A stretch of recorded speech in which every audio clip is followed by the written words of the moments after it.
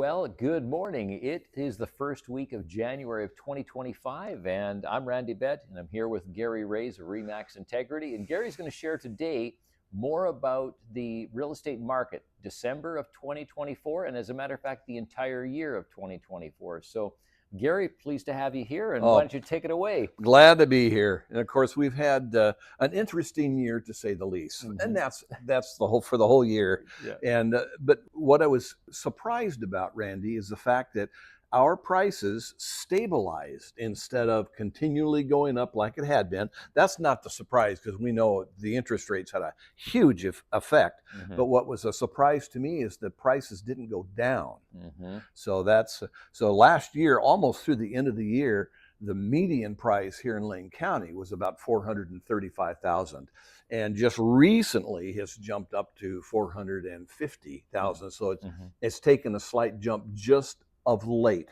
So we'll see how that continues, but we can talk about why we think that is, because we have some predictions for this for the 2025 years. So almost says school year, because I'm a former teacher, Right. and so are you, I believe. Is that correct? So at this point in time, interest rates have stabilized. They're right around the 7% mark, which of course is in the 30-year average.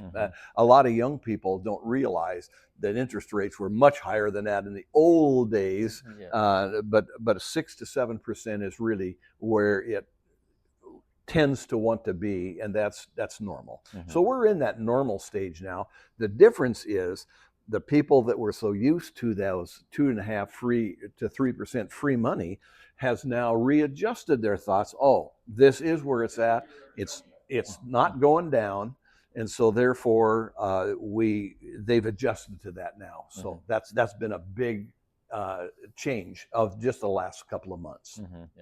So in December, as far as the sales, was it the same pretty much pattern that we've had over the last few years? Total sales, do you believe? No, total sales actually have went down for last year compared to the other years, simply because of the interest rates and the uncertainty of the market. Uncertainty is not just about prices, it's also about the interest rates. Well, that's kind of all settled in now. The good thing about what's happened of late is that there's not a lot of overbidding, overpaying for a house.